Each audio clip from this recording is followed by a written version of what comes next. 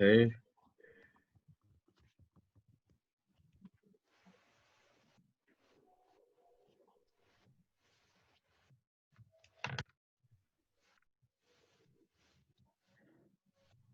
Okay.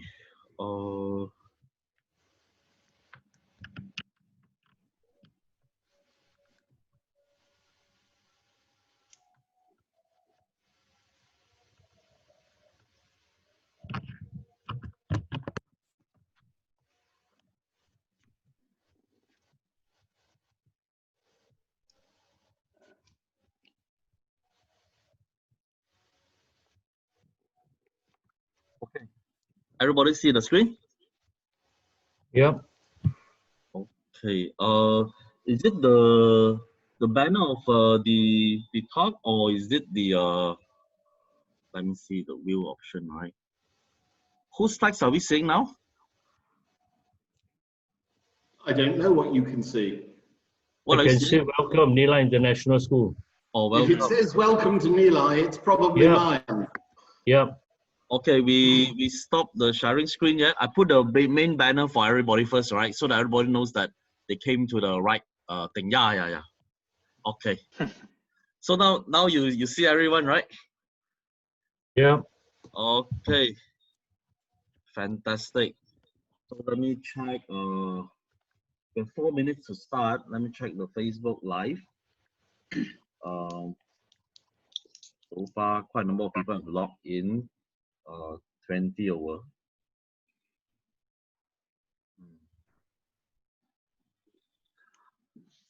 Okay, friends, so from Facebook Live, what we're gonna do is that we'll start exactly sharp at 7:30. For the moment, we are still relatively early. We are still waiting for the other participants to join in. We thank you for your kind effort to register with us, but unfortunately, Zoom, we cannot accommodate several hundreds of you. And we also know that some of you are actually watching from school or in a boardroom where you may actually have a group of people tuning in at the same time. So we have no choice but to put everybody on Facebook Live, which originally we wanted to do it on Zoom. So I think the experience is exactly the same. It's just that there's a few seconds of delay if you're tuning in from Facebook Live. So we'll just wait a little while and we will start. Guys, you may actually chat if you want to. All right. Okay, I think I should just say that we've been Zoom bombed by my wife, who's the other person who's appeared on the screen. Hello, Janine. Oh. I'll come off and I'll go onto Facebook. Go on to Facebook. Hello, everybody. Nadia, but nice to Hello. see you. Hi. I think you haven't seen your husband for a long time, right? So handsome to see him. No, it's very nice. Hello. Well, thank you. I'm very grateful to you. Well, the thing is that do hang on to Zoom if you want to. It's perfectly okay, right? Because we just included some of the staff or some of our friends who can actually just join the Zoom group. Is fine. It's perfectly okay. No problem with that, actually. All right. Okay. Yeah. Feel free to stay on. If you're already on Zoom, that means we let the people join until once it's more than 100, then they will have to go to Facebook Live and they can't join us on Zoom anymore. So as long as you can still enter Zoom, no problem. Enter. Okay. Abandon hope, all ye who enter. Oh, here's another friend of mine who's found her way on. Hello, Hannah. My boss. Hello. Sorry, Hi. I can't see myself on it at the moment. We can see you very clearly, very pretty. Yes, we can see you, Hannah. Hannah has been running English language summer schools for Hong Kong Chinese children since she invented the genre in 1997. Hannah is responsible for keeping Hong Kong British. Sorry, 1992. Until March this year, it was Hannah who kept Hong Kong British. She must have been doing something else in March. Since. Yeah. It's been a wonderful experience for me. I've been extremely lucky to be able to learn so much from my experience in Hong Kong, and just from being, people have been so generous, Right. and being able to share, being able to learn with them. So it's been amazing. Had an amazing experience, and we'll see what happens next. Yes. We are waiting, but things are happening. I think it's, I think a lot of good things are likely to come out of this. Yeah, I'm sure. I'm sure. I think we will be able to continue with education and with working with young people and older people for that. And it may be different, but then I think we're all up for a change, and adapt and move on. Never give up, Hannah. Of course. No, I mean, that's no point.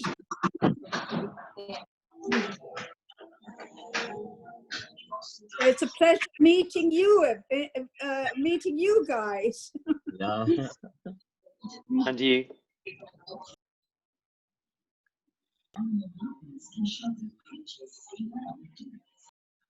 Fantastic.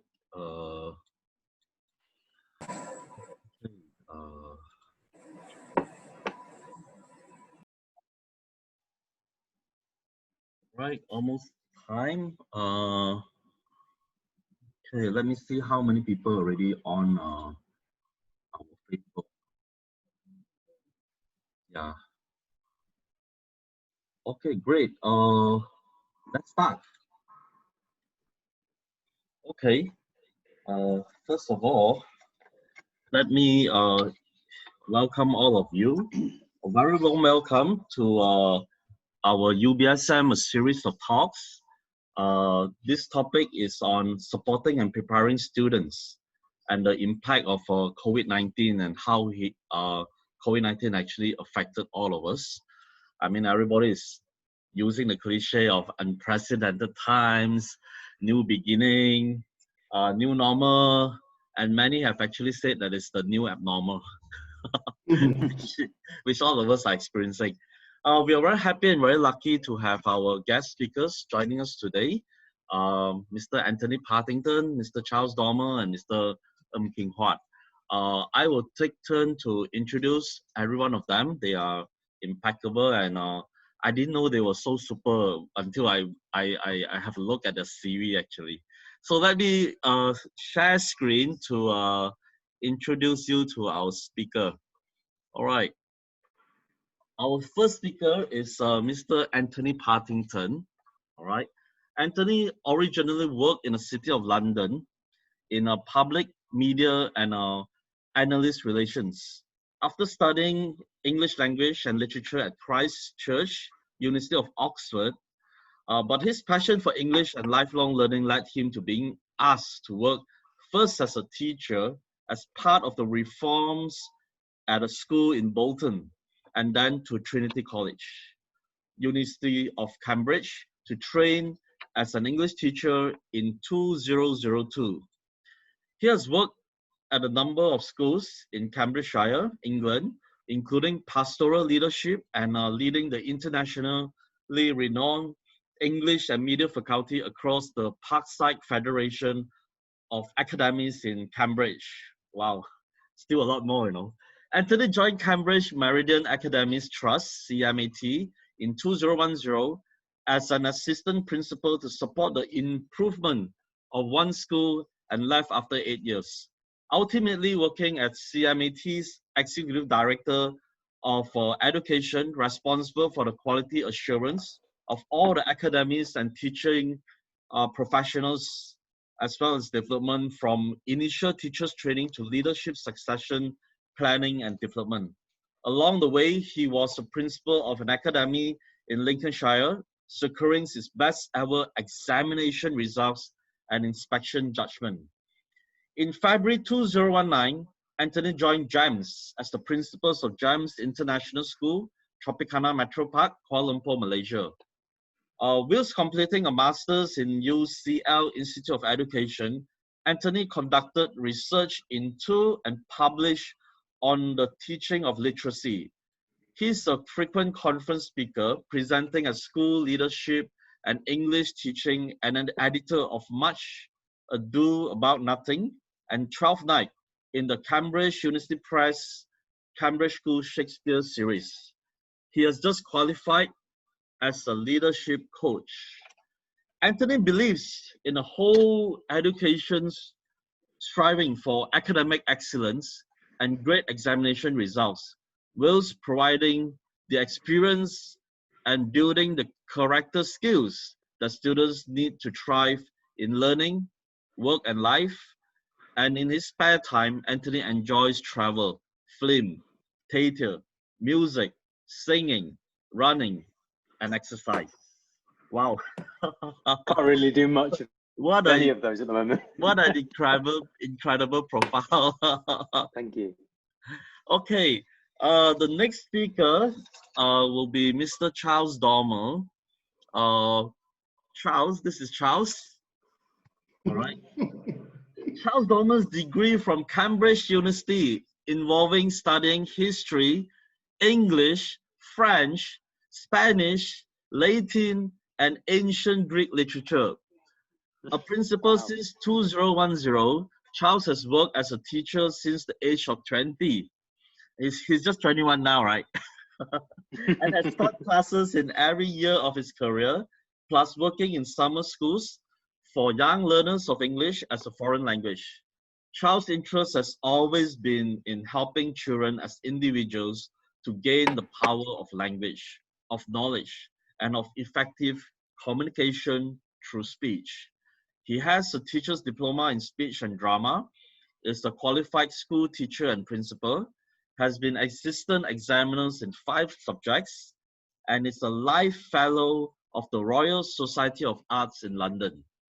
Charles is a founding fellow of the Chartered College of Teaching, created to raise professional standards in the teaching profession. Charles thinks that to learn, children need to see the relevance of education to life and how they fit as schoolgirls and schoolboys into the world. For Charles, a school must show children unity of mind, mouth, heart, and hand, teaching children confidence to face uncertainty, to know themselves, and to know that they live within nature, not above it. As COVID-19 has recently reminded us, Charles has been principal of Nilai International School, south of Kuala Lumpur, since 2017, where he has earned membership of the UK Boarding Schools Association and is awaiting accreditation by the Council of British International Schools. So this is Charles. And our final speaker, who really don't need much of an introduction, he's so famous.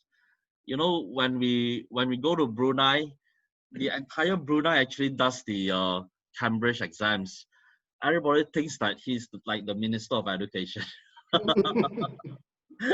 Okay, Mr. Ng Kim Huat. Mr. Ng Kim Huat is the country director for Malaysia and Brunei. In fact, he has actually helped Cambridge appoint many other CEOs in the other countries in Southeast Asia as well. The department is Cambridge Assessment International Education, formerly known as CIE. Now we know them as CAIE. Ng Kim Huat is one of the longest standing country directors at Cambridge International. He has a wealth of experience in education, about 40 years. Wow, he still looks so young, yeah?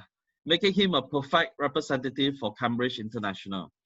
Kim Huat is a qualified graduate teacher in English and economics and held various positions over 20 years at the Ministry of Education Malaysia, including as an examination specialist and federal inspector of schools.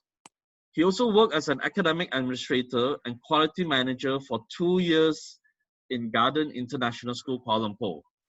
Kim Huat's major responsibility in Malaysia is to support and promote the growth of general qualifications, specifically IGCSE, AS, and A-levels, working closely with international schools and private colleges. Kim Huat also liaises with several divisions of the Ministry of Education, such as the Examination Syndicate, Malaysian Examination Council, and the Private Education Department. In addition to coordinating activities with the Brunei Ministry of Education, he says there is never a dull moment, and he finds his job challenging and rewarding at the same time. This is Mr. Ng Kim Huat. Okay, so you know, this guy's really, you know, to even every line that I share actually takes a lifetime to get that kind of accreditation. Oh, you guys are amazing. So we shall actually start the session. All right. Today's session, we will divide it into 3 segments because these are the frequently asked questions in international schools. And we bring together you guys being the expert and the practitioner and stakeholders to share some of your best practices that you have been practicing in your school or implementing in the school. And we are very happy to have you on board. The 3 topics. First topic, we will dwell on online teaching and learning, and especially communicating with your stakeholders or parents. The next topic will be on operational and safety procedures as we prepare students to return to schools. Everybody is looking forward to returning to schools rather than being jailed at home or locked down at home. Man, it's driving everyone crazy. And the last topic is what everybody has been waiting for, is the alternative assessment methods and evidence-based decision. I think that part will be Mr. Ng, because even in this group, people have tuned in. We actually have quite a number of Ministry of Education people tuning in, because Cambridge has actually set the trend. Like those days, they set the trend for implementing IGCSE. First in the world, everybody's seeing whether is it going to be successful, is it going to bomb, and what will happen next, right? But now, they are actually cancelling the IGCSE as well as the A-levels, and have empowered every school and every teacher to help in grading the students and helping the students start afresh in the next rites of passage. So the first speaker, I would like to invite Anthony, all right, being the leadership team of the GEMS group, and a group that has several hundred schools around the world, to share some of his best practices on the first topic of online teaching and learning and communicating with parents. Over to you, Anthony. Thank you very much, Keith, and I'm very pleased to be with you all, and in such august company. So thanks very much for that. The first thing I'd like to preface what I'm going to say with is that I don't profess to be an expert in this at all. I think, you know, we've had a few months, few weeks really, to get used to, as you described earlier, what a lot of people have called the new normal. I like the new abnormal. I think that's got a nice ring to it. But what I want to touch on is just how in that really short space of time we've managed, I think, through sharing, and it's been a great time to be a teacher and learn new things and share those with colleagues around the world. On the slide, I hope you can see my slides. That would be rather embarrassing, wouldn't it, if you can't? Could somebody just nod the approval? Yeah, okay. So I think it was Bruce Tuckman who created this graph of forming, storming, norming, and performing, and I think it's always a useful one to have in the locker if you work in professional development and if you work in teaching as well, because that's been particularly pertinent at the moment. And it certainly was a shock. I was actually on a plane coming back to Malaysia when Malaysia locked down, and this certainly wasn't what we wanted. You talked earlier on about some of the things that Charles and I and Mr. Ng really value about education, and there is so much more to education than just the lessons, the academic. When you were reading Charles's introduction. I'm struck by, you know, the mind, the heart, the hand, all of those aspects as well. What we refer to in GEMS as the character of young people. So as I said, this is very much a work in progress. If I were trying to plan a project like this, I would probably take about 4 months. And in reality, we had about 48 hours. We were in the midst of rolling out a digital platform when this happened. But that platform was for homework. It wasn't for a new term that has come about that we now use, which is synchronous teaching. I had no idea what that was until a few weeks ago, but that literally means live teaching. So we had no plan for that. And I think in the first phase, people jumped onto free platforms, things like Zoom, Microsoft Teams, Class Dojo. We then had Facebook and YouTube, and there's that whole idea of 1,000 flowers bloom. And I'll come to what we had to do with that a little bit later on. But I'm trying to pick out a few ideas of what I have learned, and I hope that other people can learn from what we've learned. So my first idea really is about working with open platforms. I felt that because we had gone down that route, the learning was democratized. It was easy to access. People could use it. So we didn't have a huge training requirement. Of course, one of the big problems with having 48 hours notice is that we couldn't train all the teachers to deliver this online learning. And I think sometimes people underestimate how difficult teaching is.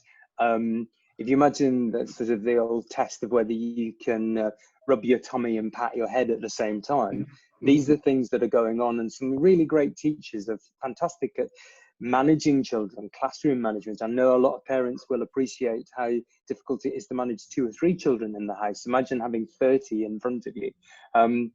So manage all of that and manage the pedagogy, the actual learning, and now throw into that not only the technology that we would normally use in the classroom, the whiteboard, the computers, that kind of thing, but this whole idea of, is my face lined up properly? Can people see? Am I projecting? Am I presenting the screen and all that? So there's quite a lot going on there. You know, it's juggling lots of balls. So I think really working with these platforms, which everybody uses all the time, and which we've probably learned to develop, is great. And the other great advantage about things like Microsoft, Google Suites, Zoom, is that they link to lots of third-party apps, and lots of companies have made those freely available, and that's been really useful as well.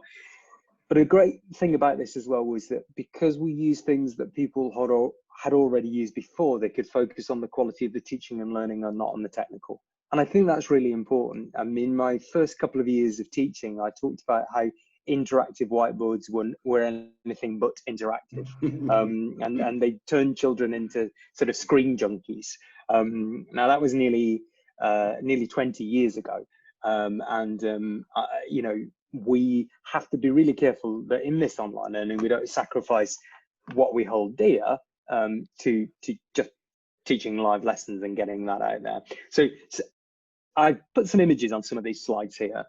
And what you can see there is just, you know, a typical classroom right at the top, the way that we're managing classes, setting assignments, as well as teaching lessons. And some of this is going to be really useful to us when we go back to school as well. I don't think we're ever really going to go back to where we were before. I think there's going to be a mix in the future.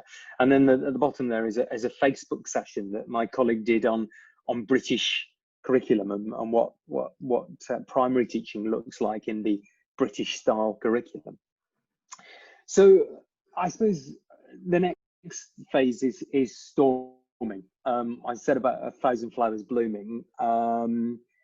Yeah, that's not necessarily a good thing at times, and we started to encounter lots of problems. We are a bring your own device school, and so that means that all of our children have an iPad in the primary phase and a laptop in the secondary phase. However, what we didn't realize was that didn't mean that they had Wi-Fi at home, and some of this all falls down and that applied to some of our teachers as well. So there were some, you know, real difficulties with that. And our ambition was to recreate school as usual. So we wanted to go with the same timetable, we wanted to go with live tuition. But as I mentioned, not all staff are confident with that, the technology or even appearing on video. And one thing that we found was there's no feedback. So I'm talking now, and if I were talking in a room full of parents and teachers, some of you, exactly, thanks Charles, yeah, some of you might smile, some of you might nod your head. I might just get a physical feeling, a presence that you're there. But we just feel like we're pitching into the void sometimes, and especially in terms of classroom management techniques, people are saying, mute all the children in the classroom.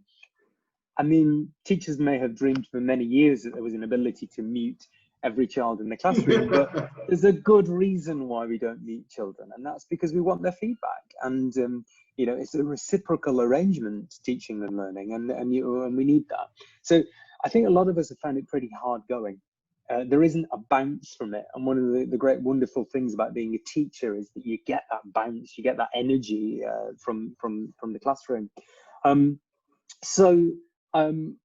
During that kind of storming stage where lots of things were happening, whatever, what we decided to do was, you know, my second idea is that great teachers are great learners. And in other words, the great thieves, you know, beg, borrow and steal. We're very lucky to be part of a big organization. We've got schools in Singapore, Dubai, the United States, Qatar, India, the UK, other places. And every government and every jurisdiction has approached this in many different ways. So it's been great to share what works, also to share what doesn't work. And I would say to all of you, it's not that well used, I think, within Malaysia, but there is a group of people who use Twitter, particularly in the UK, and it's known as Edu Twitter, and it's a group of sort of school leaders, teachers who share their ideas on there. That's been a great source for grabbing things. And if you follow things like Microsoft and Zoom and the Twitter feeds of the companies, the products that you're using, they're also sharing lots of really useful things as well. I'm a great joiner. I like to be part of wider organizations, and that's because I've often been working in sort of community-based projects. And I think it's really important as well that we use some of these learning platforms for our teachers. So we've been delivering professional development through the same platforms that we're using with the children. And we've also sort of worked with groups like AIMS, the International Schools Association in Malaysia, and the British Malaysian Chamber of Commerce, because they've been helping us share advice and guidance as well. And again, just on the right-hand side, it's just some of that guidance and that learning that we've been borrowing from other places. Oh, yeah. So I've mentioned some of the drawbacks here. I kind of felt we were drowning in email. I felt that we were drowning in sort of managing the bureaucracy of technology, and I wanted to get back to more realistic forms of communication. You know, in schools, we rely on face-to-face communication. We rely on talking to each other, testing the temperature, etc. And so we had things like coffee mornings in school. We had staff rooms. And so we looked at how we might recreate those with a varying degree of success. I mean, you know, our virtual staff room was as deserted as our actual staff room on one day. So, you know, I think it's really important to keep providing those. And a big stumbling block that we found that we had was that parents started to feed back to us and say, look, we're being bombarded with messages. So in order to be helpful, we were actually over egging the pudding, and it was really important that we sort of delineated who was sending out messages, reducing the number of people sending out messages. And I've taken to not sending these great big long emails, but actually just recording some videos and sending them out to parents, because I think parents actually miss the face of the school. And I'm not just saying that that's me, but you know, we refer to it in the UK as the school gate, the opportunity to meet with your child's teacher on the drop off and the pickup. And I think that trying to get that in there is really important to facilitate children's learning as well. So how we can do that. I think my third idea here is about taking the pulse. What's happening and changing tack. Over time, we have learned things do not work. So we need to abandon them and we need to move on. And sometimes we've found out that we need to transform and tweak the practice. And I say that cautiously because we did actually change some of the platform today. And I would love to say, and it went swimmingly, but there were things that need to be looked at. So thank you to, if any DUMS parents are on this Facebook Live, thank you to those of you that have fed back today. And we were working on making sure that we move that forward. But we are continuing to tweak this because I don't want this learning to be wasted. I want us to be able to, going forward, use what we're using. And I think we have learned some great advantages of things like using OneNote to set work, and then teachers using tablets and annotating and feeding back. So some of those things I think will be here to stay in the future. And then I think this is a really important thing for me. As I said, Keith, in the introduction that you gave and where you described all of us who are speaking this evening, you talked about things which I would regard as being our values. Many of those are why we're teachers, and many of those things are how we teach and what we want to convey to the young people that we work with. And a big thing for us was about safe, happy, and successful. And so some of the areas that we've wanted to focus on as well are safeguarding and welfare, as well as the academics. And there is a tension between those things. Sometimes people want us to be delivering live teaching all the time, and we don't think that's appropriate. The irony is that just before we locked down, one of the things I was working on was a bring your own device policy amendment that would have limited the number of children that had their own devices. And we had a new screen time policy, which was because parents were saying that children were spending too much time on screens. So the coronavirus has double, triple, quadrupled, you know, whatever multipliers, tens, millions, thousands of time that have been added on that. But it's not time to abandon those policies, and we still need to look at that. And so some of what we've had to do is to educate people about what we mean by a British curriculum, because seeing what we do on a daily basis and what we deliver has opened a number of questions for people who maybe didn't understand what it is that we do.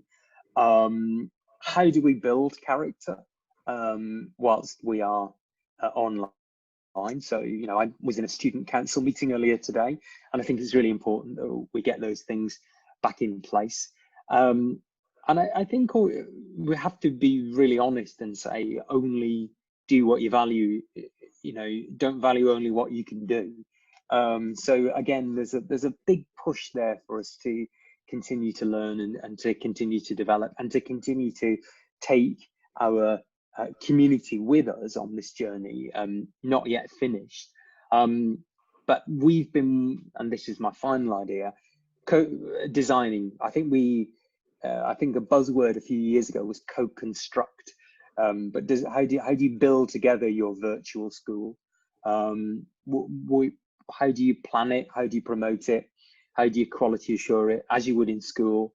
So there's that phrase, the new normal again, and how do you make it pleasant? How do you make it productive? And I think really, really important.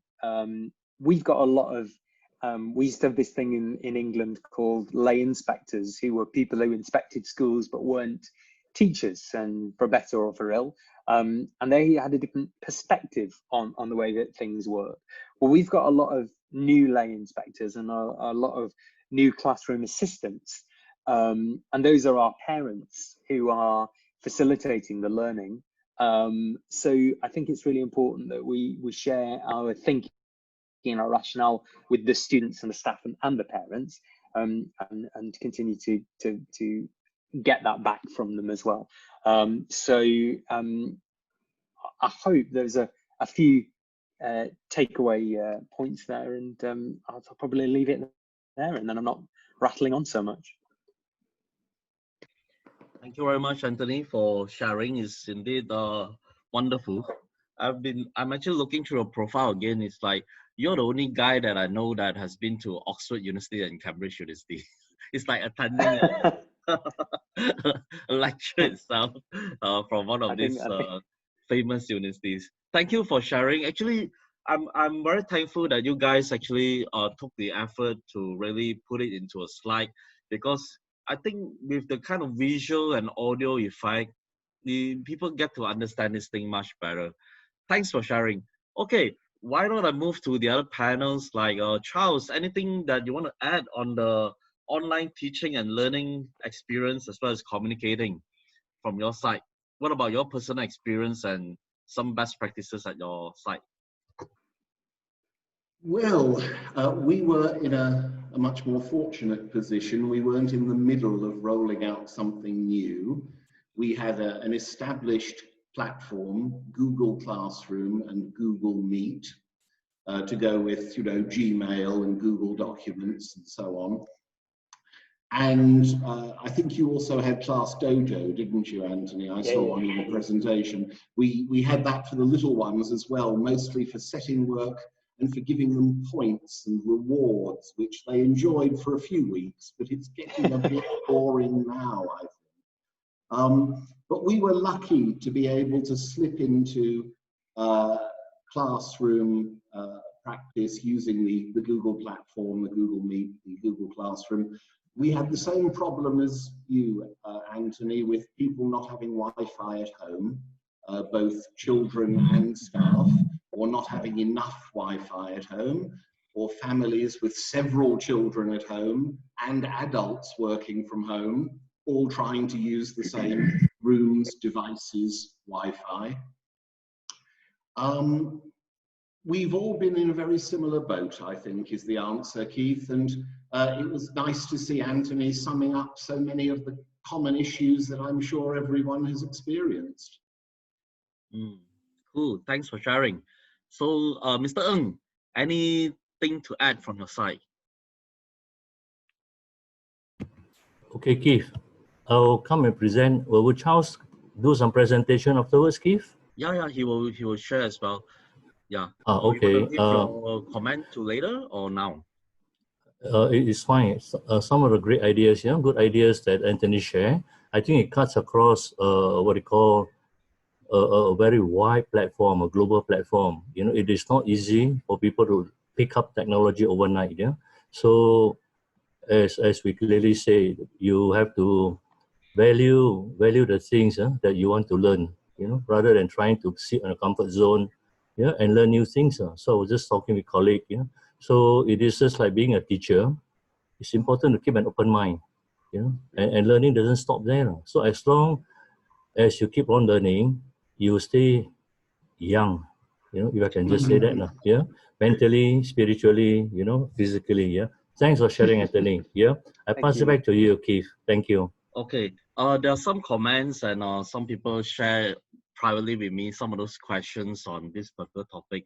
They said almost every talk that they attended, people are talking about equity, like whether one has an iPad or even a computer at home, and whether one has Wi-Fi at home. They said, well, you guys in international school or private school, probably chances of having a personalized device may be higher. But if in public school, they may not have all these things. And one of the MOE officers also did share that, hey, we can't even contact our teachers. The teachers just shut off their phone as though nothing has happened. that reached that. And some of the things that they say that besides this, the equity issue, this will be an age of digital transformation where everybody is moving to a hybrid. The roles of school teachers have changed, right? They have become information or knowledge professionals. The students would would think that the teacher would be able to answer any question because they have some form of reference or support group that will answer any question that they ask. So everybody would have to acquire some new skills. The other thing is that some have asked, throughout this period, is there any dropout or any segment of your school that is most challenging? As many as shared, preschool is kind of and lower primary is kind of challenging in this time because it's difficult to get the kids together.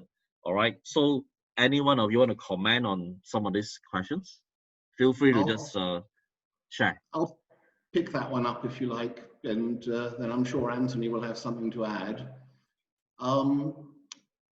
Obviously, 70% of communication is body language and facial expression and gesture. And children with relatively weak English need an adult physically close to them, helping them to understand.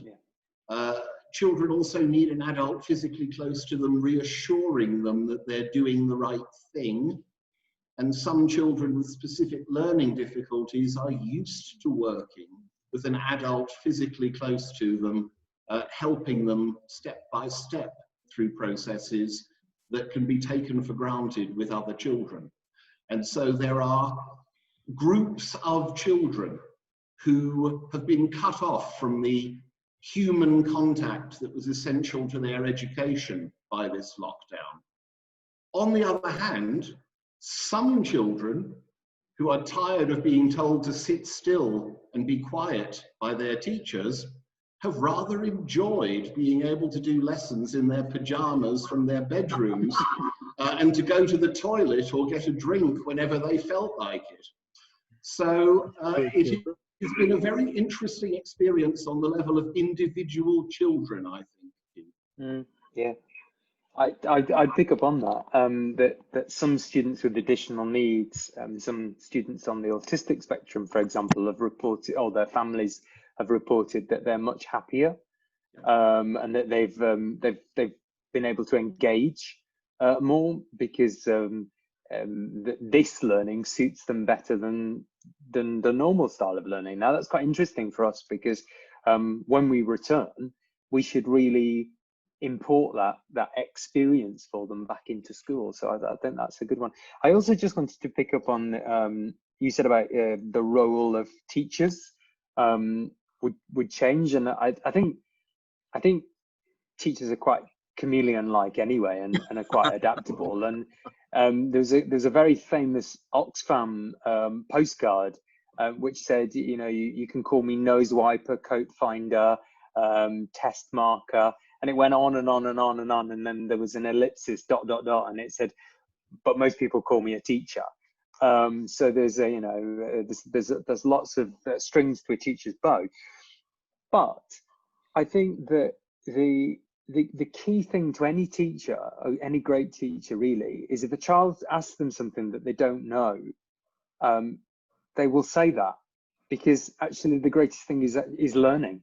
And what we're supposed to teach children is how to teach themselves, how to learn how to learn. So I think that if we are sort of in an information age, we still have to teach children how to be discriminatory and how to select information in the era of fake news as well. I don't think we're done as a profession. I think people will still need people. And great people to be able to do that. And then finally, I just want to touch on that equity idea and about prior to working in a private international school, I worked for many years in government schools in pretty deprived communities, and I've always had a great fear about the digital divide and the access that children from less affluent communities have access to devices, etc. I do think that these are the answer, though, and I think that even within less affluent communities, the proliferation of mobile phones is quite high. you mentioned, I think, in the introduction that I used to work in the media and one of in sort of public relations, etc. One of the things I worked on was on mobile telephony, and it was about 100 years ago, so phones in those days weren't that advanced. But what happened in Africa was that they couldn't install hardwired broadband, and mobile telephony helped them leapfrog some of the developed world because they went straight to what in those days was like 2G cellular networks. And one of the things I find absolutely amazing about Malaysia is the amount of data that you get on your phone contract and how cheap it is compared to the United Kingdom. Really? So yeah, it was amazing, absolutely amazing. Yeah, so I pay the equivalent of £6 a month for 48 gigabytes of data, and for 2 gigabytes of data, I paid £60 a month in the UK. So I do think that governments should be investing in mobile telephony and getting the children connected, and provided that people don't set fire to all the masts, maybe 5G is the answer for nations like Malaysia, who I think have a high proliferation of mobile telephony, and that might be the answer for bridging that digital divide with some assistance from the state. Thank you for sharing. Actually, it's so interesting. We can continue talking. Anything to add, Thong, before we move on to the next topic? Oh, yeah. Actually, I've got, it's quite interesting that participant brought up the issue about equity. Yeah. Yesterday, I happened to have a talk with a very, very experienced, a very seasoned principal from an international school in Subang Jaya. Yeah. And I asked him, how's the school coping in the current situation? And he told me we are doing well. Teachers have switched on, they have used a lot of remote teaching. So, and I responded, I say, you're just lucky because a lot of international schools and the students, they have the access, they can afford to buy a lot of what I would say technology or gadget access. Yeah.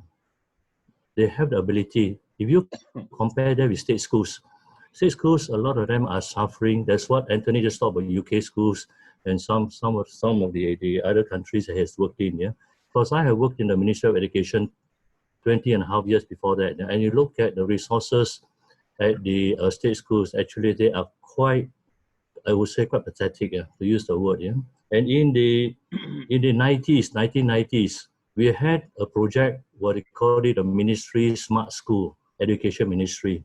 They're supposed to transform school, and this we are talking about in the 90s. Yeah, and until now, I don't think so has gone any much. It has made much headway.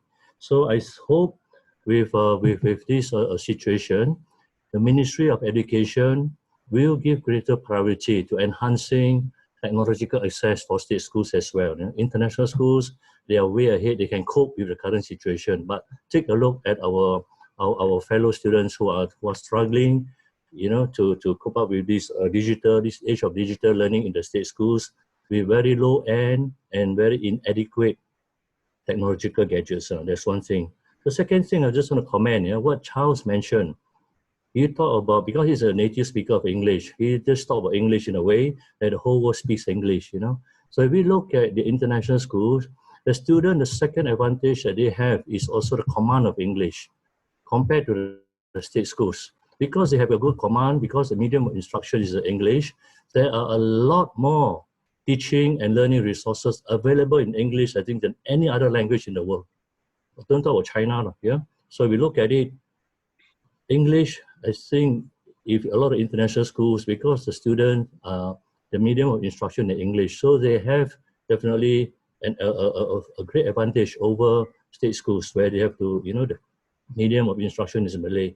So on the other hand, I say the two key points, if for colleagues from the Ministry of Education are listening in, enhance technological access and resources in state schools as well, and to bridge what Anthony called the digital divide or the technological disparity, and also enhance the proficiency of English as well. Give importance, encourage students to learn more English, and also be multilingual as well. Yeah, that's the point I want to add in. Thank you, Keith. Thank you for sharing. Many have actually shared and asked whether this session is recorded. Yes, this session is being recorded. And for your information, this is also on Facebook Live. So if you were to like our University Bookstore Facebook Live, facebook.com/ubsm.com.my, you can actually view this anytime on Facebook Live, because I know some of your colleagues really wanted to join, but they may be in the middle of dinner or fetching the kids home and such. And later on, we'll post this into the YouTube as well, our UBSM YouTube. So do tune in, and I'll share with all the schools and the speakers as well, because I'm sure most of you have your fans and your groups trying to tune in, but unfortunately some of them couldn't. All right, so we're actually running short of time. I would like to move on to the next topic, which is operational and safety procedures as we prepare students to return to school. For this topic, I'll let Charles take the lead. Charles, over to you. Thank you very much, Keith. Thank you. Just before I start what I prepared, I think I should just say something on this issue of equity. I don't know Anthony very well, but I would bet that he, like me, like most people who work in private schools, wishes that private schools didn't have to exist, and that government schools everywhere in the world were so good that there were no need for us. We all believe in equity. We all want the best education for the most children. But the world is not yet like that. And while parents are allowed to spend their money freely in a free society, they can choose a new car or a few years' tuition fees for their children, and they choose a few years' tuition fees for their children. And I hope that we're not offending anybody by being from private international schools. We mean no offense, but we serve parents who wish to spend the money they have on their children's grasp of English, access to technology, smaller classes, that sort of thing. And I hope that we're not offending anybody in our presentations, and particularly in what I'm about to present, which is about how international schools are quite ready to reopen operationally already. And what I'm about to give is not helpful advice for government schools in general, I'm afraid. It is simply a statement of the fact that Malaysia's 200 international and private schools are not overcrowded and they are not overpopulated. Malaysia has the 10th largest number of international schools in the world and the 25th largest number of students in international schools in the world. And that tells you that Malaysian schools are 40% full. And that makes the social distancing necessary relatively straightforward for us. So if anyone from the Ministry of Education is listening, naturally we do not wish to make children and parents in government schools feel in any way disadvantaged, but we are keen to have our children back in school. Our children are keen to see us again face to face. We miss each other very much. And we feel pretty well prepared to reopen, I'm sure. And I just wanted to say that, partly because the brief that Keith has given me tonight is that I now have to speak to you about how clean my toilets are going to be when the children come back. He's given me the janitor and the caretaker's job, while Anthony got to talk about education. And so I just wanted to say something a little more general before I got on to where I belong, which is obviously in the toilet. So here is hopefully a screen saying "Welcome to Nilai International School." Has that appeared for all of you? Yes. Yeah. Good. And that's my rather wonderful, diverse staff. We used to take pictures of people standing close to each other. We won't be doing that anymore, will we? But we're a very diverse and happy team. We serve 75% Malaysian children in our location, and we are 75% Malaysian staff. And we used to get very physically close to each other. Our heads and hands touched when we did kolam competitions, and we touched dragons during, lions during the lion dance. School was about physical closeness, and we described ourselves as a family school. Obviously, the Cambridge examinations were a very important part of what we did, and we are very proud of that. Although this year we've had to make up our own grades. And I'm a little bit nervous about making up grades more than 1 year or so in a row, because it's easy to make up grades for 1 year because you're very much in the groove of the absolute standard of examinations. But once you've been making up grades for a few years, you can get a bit sloppy if you're not careful. So I personally hope the exams will come back. And I know that Anthony and I might not wholly agree over this, and so there could be some lively educational differences later in the evening. I am also a day and boarding school, so children live here, and that makes the whole social distancing and cleanliness business even more complicated. And that's what a typical boarding room looks like these days. And if you went to boarding school in the days when it might have been called a hostel, and there might have been one toilet at the end of the corridor, it's all en suite these days, and the 2-bed rooms are being used as single occupancy, so that every child has their own space. And I think they are as safe and infection-free in a modern boarding house as they could be anywhere on Earth. It's not unlike a quarantine hotel setting, actually, where they're self-contained and safe.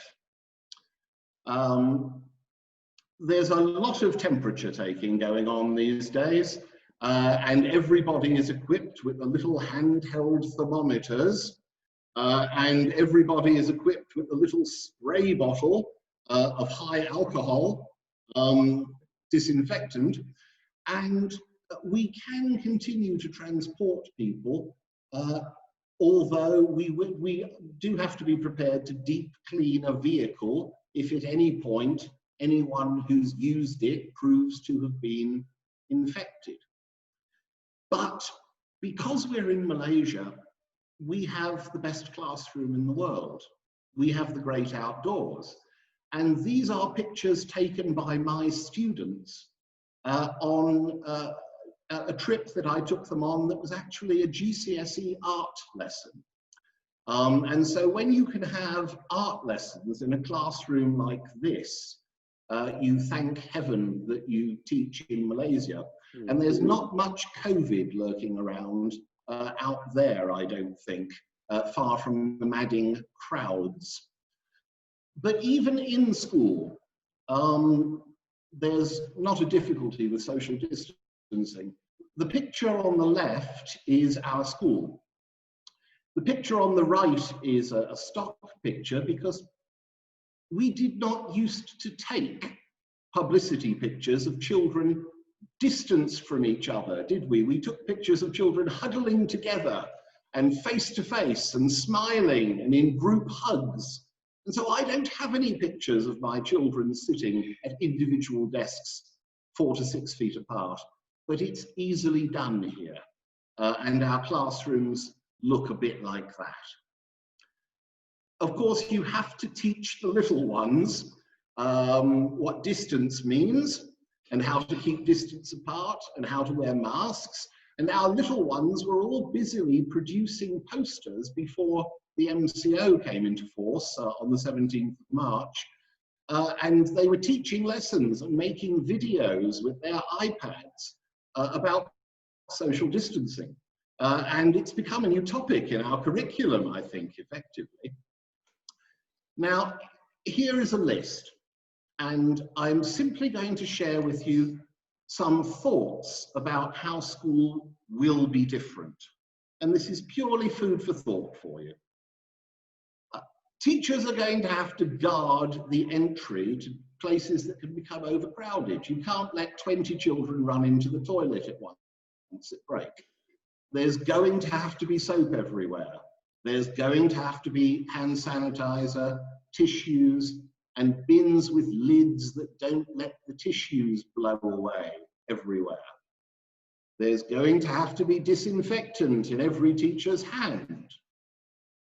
There are probably going to have to be up staircases and down staircases and one-way flow corridors where the design of buildings permits that.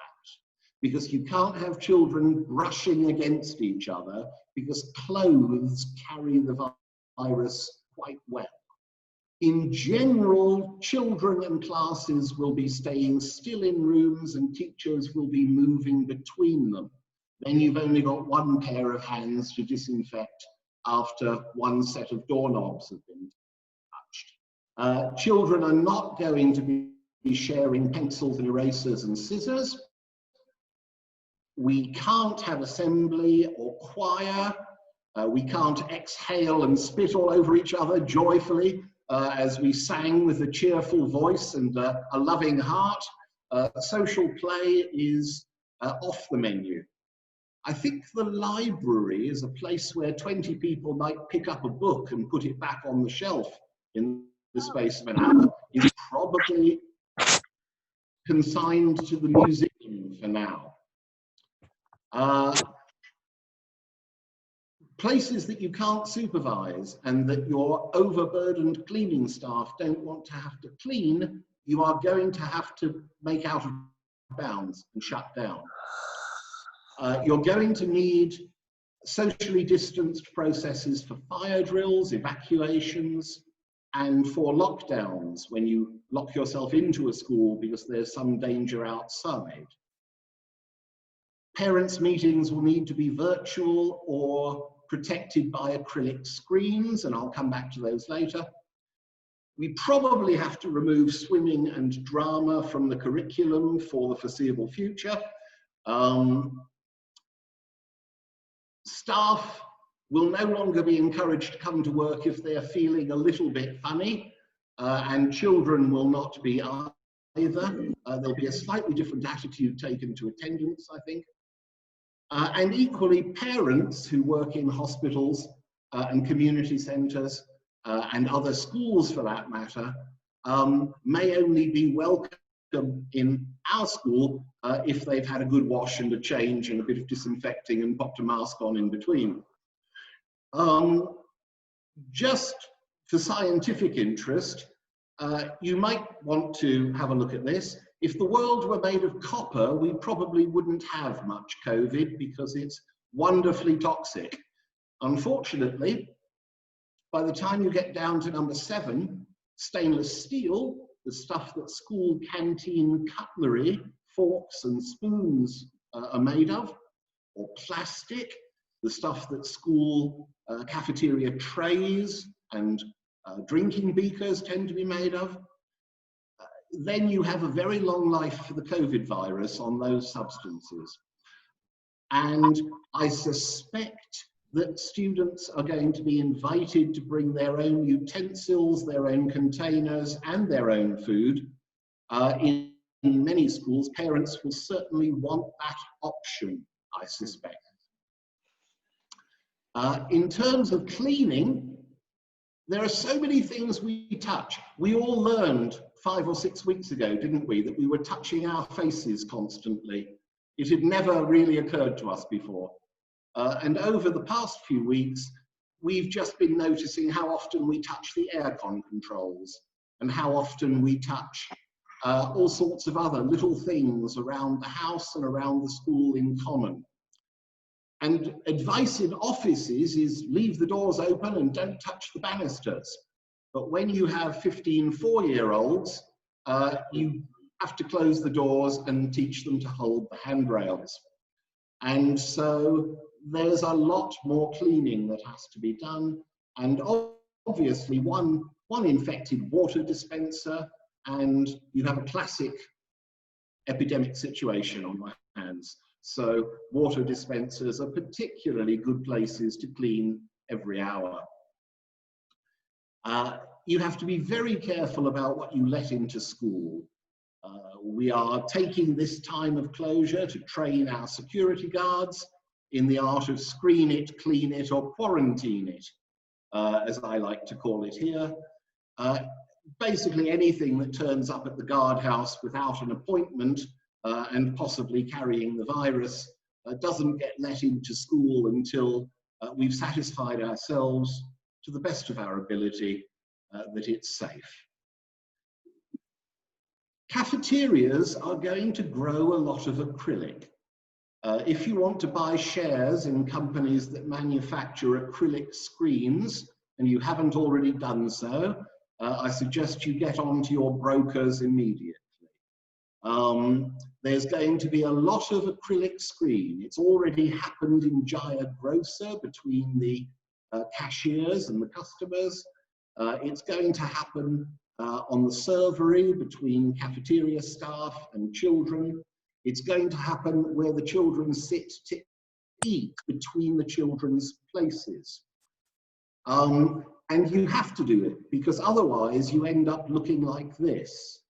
The alternative to acrylic, I fear, is to put each child in their own little cardboard box or to seat them so far apart from each other that the social loneliness and the sense of isolation is quite unpleasant potentially.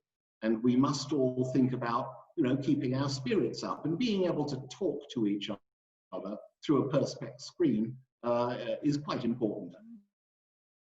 What about sport? One of the major reasons for international and British system schools to exist. Well, the medical evidence so far is that outdoor activity is better than indoor and that fresh air wins over fans and air conditioning and hard synthetic surfaces every time. But some countries are placing restrictions on how sweaty and out of breath you can get in the company of other people because those conditions increase the transmissibility of the virus. Most international schools are lucky in that we can use our own sports facilities and don't have to transport children to shared facilities to use them. But I imagine that most of us will be closing our changing rooms and our swimming pools because wet cloth and wet children and wet floors and coughs and sneezes are not a happy combination. And wet sports kit will hang on to virus, I think, particularly unpleasantly.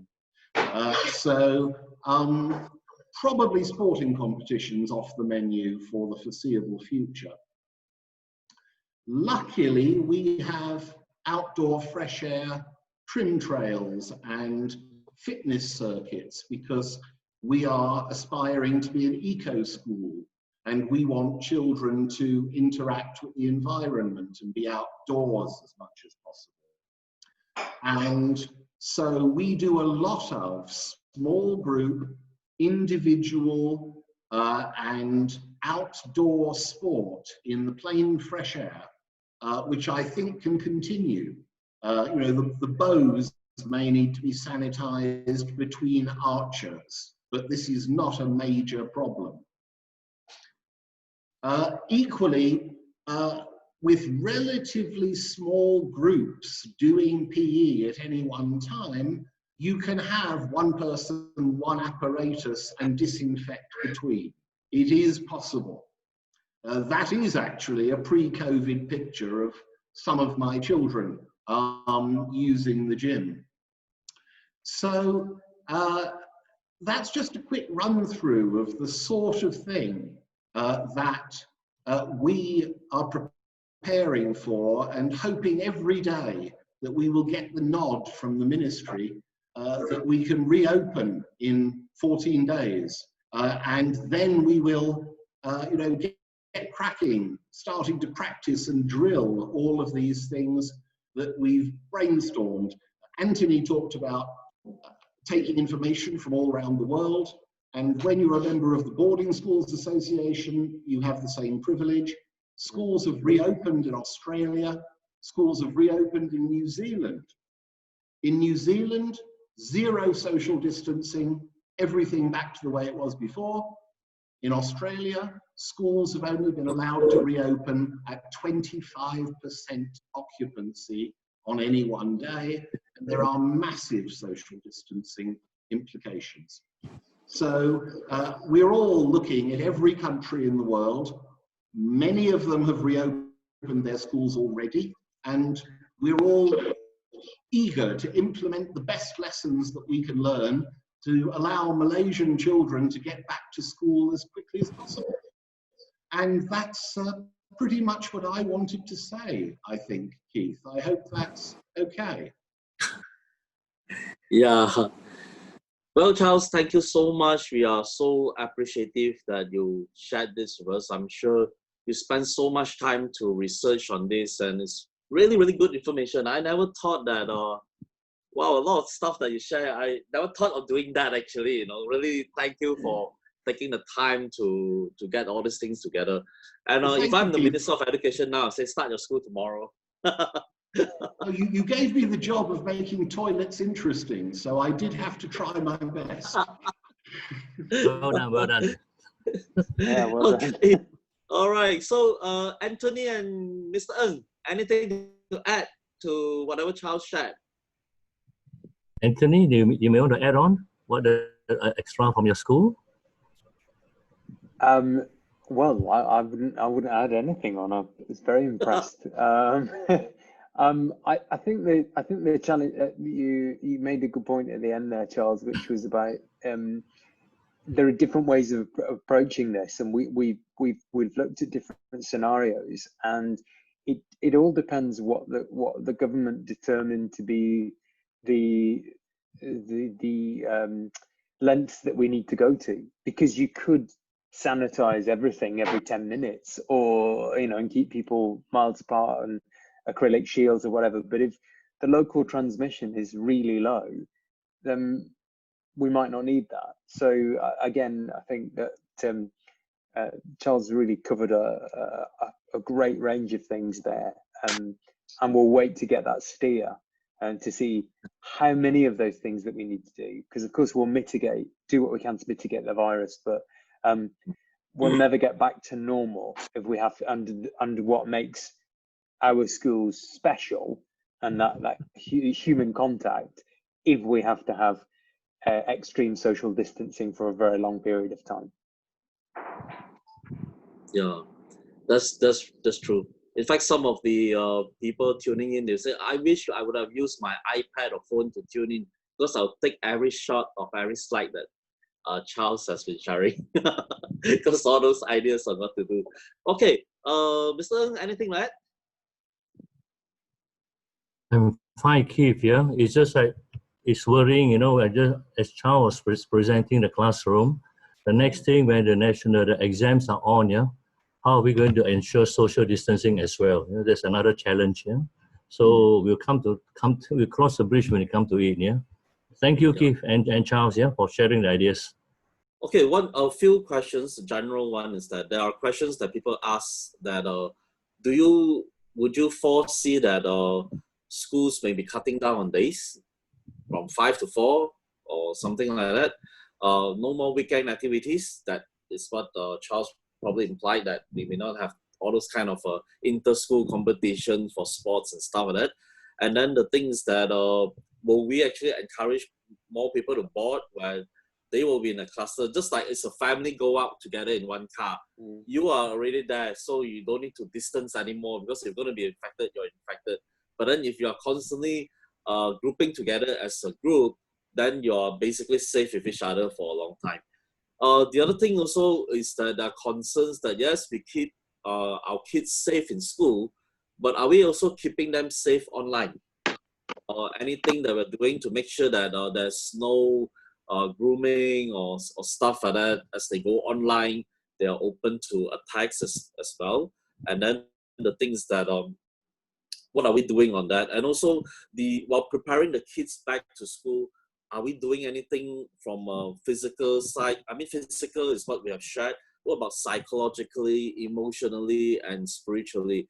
In fact, some of the kids was telling me, hey, I've been preparing for my exams my entire life, and it just got cancelled on me, I mean, the group of us in this category of doing IGCSE and A-levels is that we are depressed, but we never tell you because parents also have their own loads of problem, worrying about the jobs, about the business, about the survival, which the kids also sometimes, they are at that age where they don't want to even tell you because you have enough to worry for yourselves actually.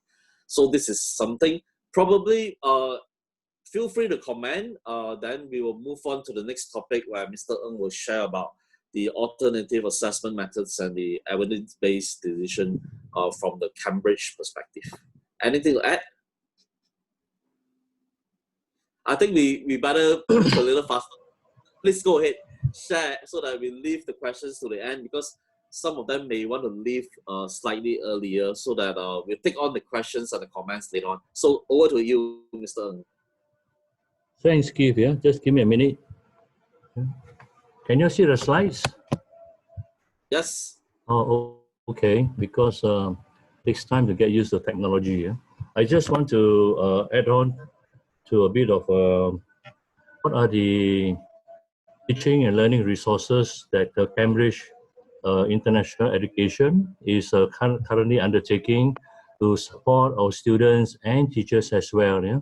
So if you log into the Cambridge web link, supporting Cambridge schools via e-learning resources, you have this some of the useful web links here. I think we can post it to UBSM later on. We work with a number of publishers, among whom, thanks, Keith, among whom are Cambridge University Press, Hollins, Horder Education, and Marshall Cavendish. And each of these, you log into the individual website, they will also have links that you can access for their online teaching and learning. So the Cambridge website is a general website. From that general website, www.cambridgeinternational.org, you can access to a lot of other resources as well. Yeah? So the first one will give you Cambridge endorsed publishers. Yeah, the digital resources which are produced by our endorsed publishers. And the second section is by my colleagues themselves. So this is the Cambridge website, which also you log into cambridgeinternational.org. So there'll be support and training for schools and teachers, yeah? And learning when school is closed. Yeah? So the first section of our website will share with you tools to support remote teaching and learning. And as we go on, we have a second section which will give you the current webinars that we are organizing, a lot of online teaching and training, and also list down all the recorded sessions which are available. And we also have done some sessions, some webinars in East Asia as well, which we have also put up into our website. And the third section will have resources for you and your learners. Yeah? So this includes resources, students and parents at the moment, yeah, that they can what they call access. Yeah. So as time goes on, we'll be preparing and uploading more resources. So I just want to add on to some of the resources which Anthony shared just now. And so as Keith said, I'll move on very quickly. Yeah. But the main area that actually that Keith wanted me to share with participants for this evening is what happens when exams are cancelled. I have worked 40 years in the field of education, 30 years in the examination sector, with 3 big exam boards, 2 in Malaysia, the Exam Syndicate, Exams Council, and now Cambridge Exams. Yeah? And over all these years, this is the first time that an exam has not taken place, a standardized exam. Yeah? So on 23rd March 2020 this year, we announced that the June 2020 exams will not be held Yeah? So primarily to protect the safety of students and teachers. So we know that some students have prepared very hard for their exams. Teachers have taught, towards to the exam. So, but there's nothing that we can do because of this pandemic. Yeah, we at least expect something called a virus. Yeah, can ruin the whole world. Yeah?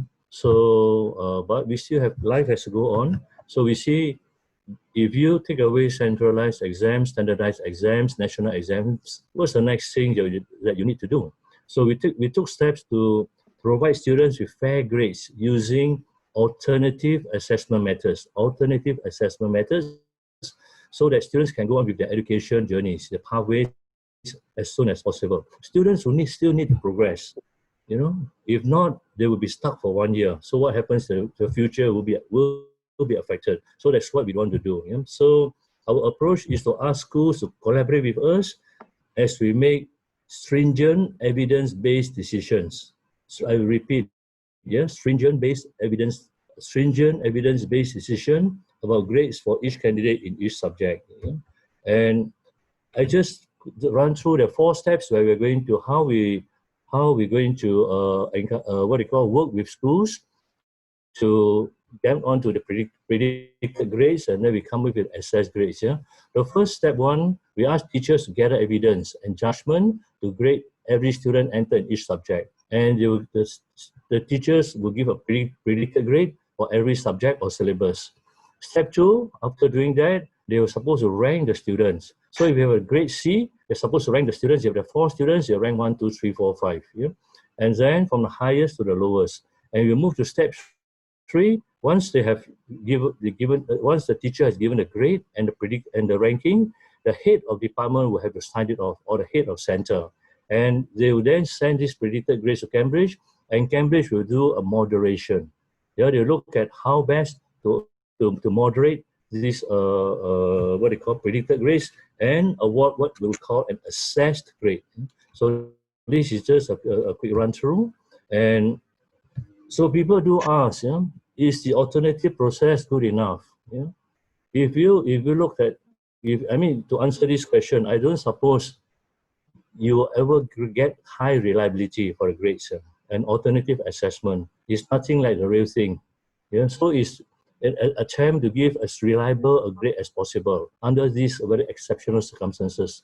So we believe it's the most valid, fair, and effective approach in these circumstances. So we developed this in coordination with other awarding bodies and universities as well, and these have been endorsed by Ofqual, or the Office for Qualifications UK. And Ofqual has developed a similar process for the GCSE and A-level schools in England as well. Yeah? So the grades awarded for June 2020 series will look the same and have the same value. Look the same and have the same value as grades awarded in any other series. Yeah, just like to stress that. Yeah? And universities, we have been communicating a lot with universities worldwide, and to also share with them the grades that will be developing for this May-June series. And universities understand our process and are committed to making sure this cohort are treated with fairness and flexibility. For admissions purposes. Yeah? And I just want to share with our colleagues here that we work very closely with MQA, the Malaysian Qualifications Agency, and also the Private Education Division, Ministry of Education. We engage with them, we inform them, because I've got principals who call me to say that, Mr. Ng, will the grades be accepted into undergraduate or diploma programs, by the local universities, by the private universities. Yeah? So we do work very closely with the accreditation agency and also the Ministry of Education. Yeah? So, and we update every now and then. And I just want to share a letter which was sent to MAPQ, sent to all the private higher education institutions, dated 13 April. Yeah? I hope Charles and Anthony, you won't put off by that, because it's written in Malay, but I'll translate the gist of it. I just want to highlight what exactly is conveyed by the MQA. MQA telah merujuk kepada beberapa kenyataan pihak berkuasa. Just take away the pictures here. Hang on here. MQA telah merujuk kepada beberapa kenyataan pihak berkuasa negara berkaitan. Contoh Kementerian Pendidikan Republik Indonesia dan Badan Persijilan yang mengendalikan peperiksaan sekolah seperti Cambridge Examination International dan Pearson Education berhubung pengumuman pembatalan tersebut. Pada umumnya selain pengumuman pembatalan, ia turut menyatakan bahawa penetapan grade dan persijilan akan dilaksanakan berdasarkan rekod-rekod pembelajaran pelajar sedia ada, which means we will use existing student-based records. Whatever records you have, we will look at these student records. And the second one is important one, justru pada prinsipnya grade in principle, grade dan sijil yang dikeluarkan secara resmi oleh pihak berkuasa berkaitan atau badan persijilan terbabit boleh diterima oleh PPT tempatan bagi tujuan kemasukan. I just want to emphasize this point.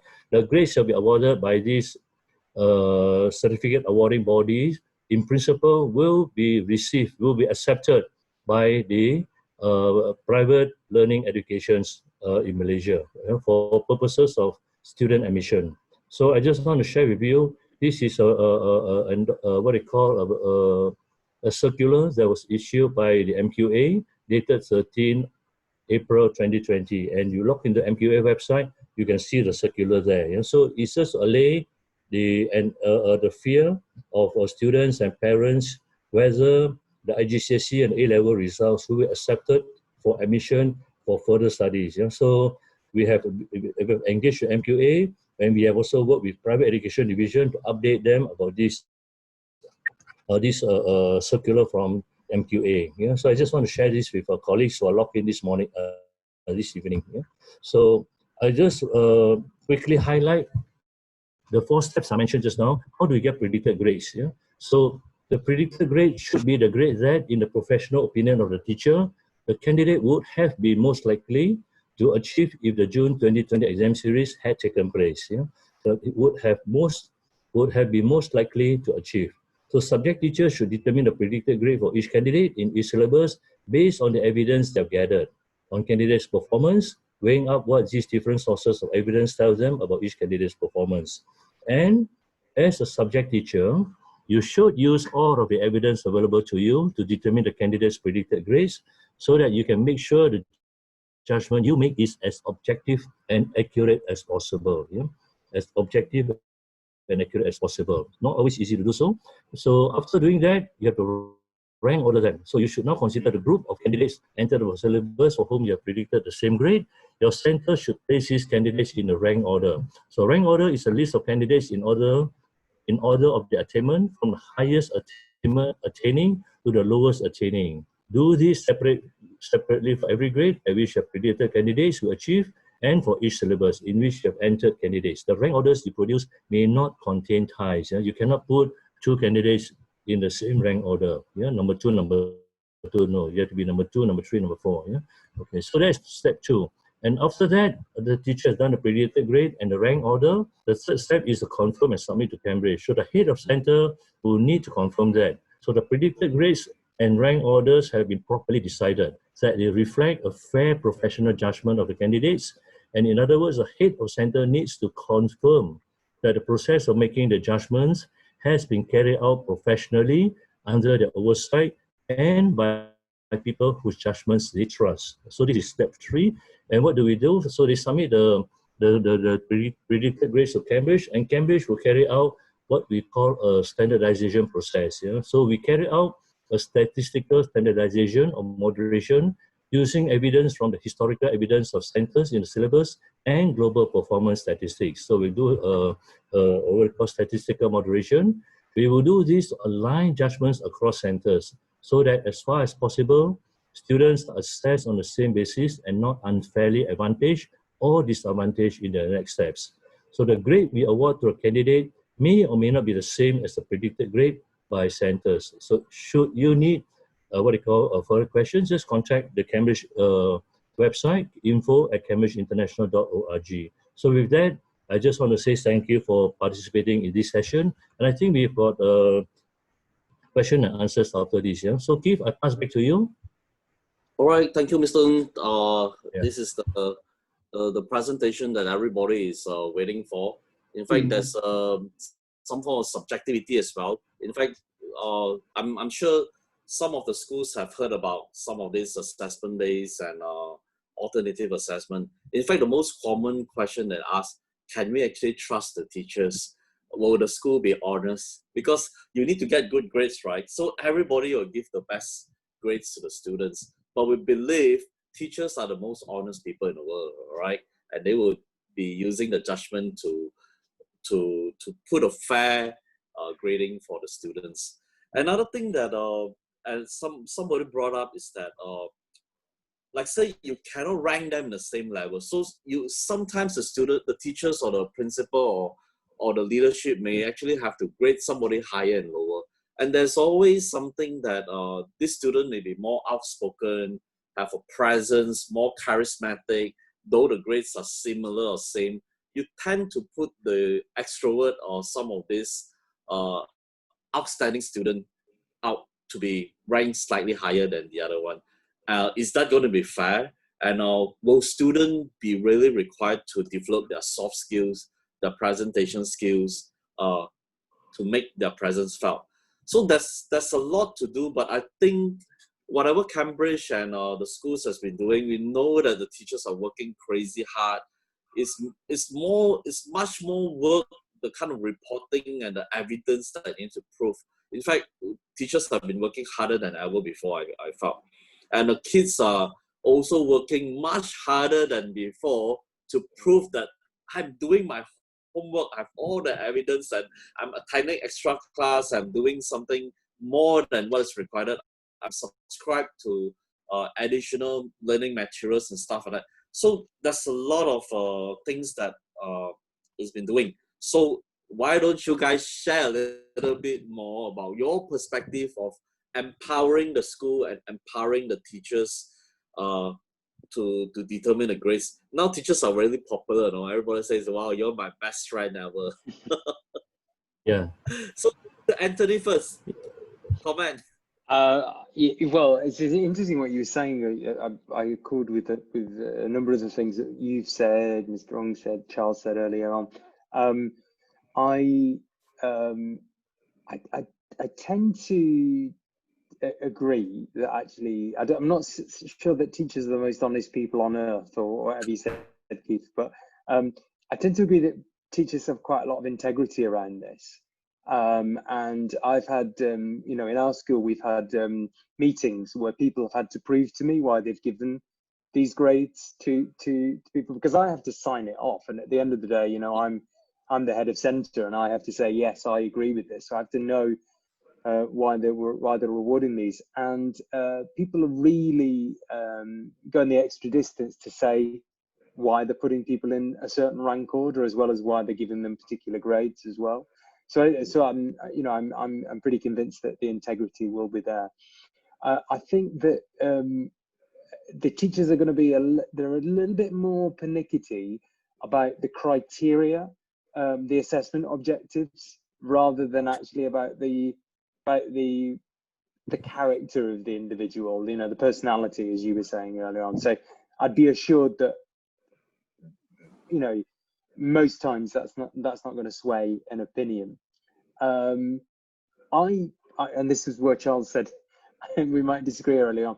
I actually like an element of teacher assessed work as a component to examinations. I think it's really important that children sit final examinations, but I think they test different strengths. And one of the things that I think is quite interesting here is that if you have terminal examination, that's where you have all the exams at the end,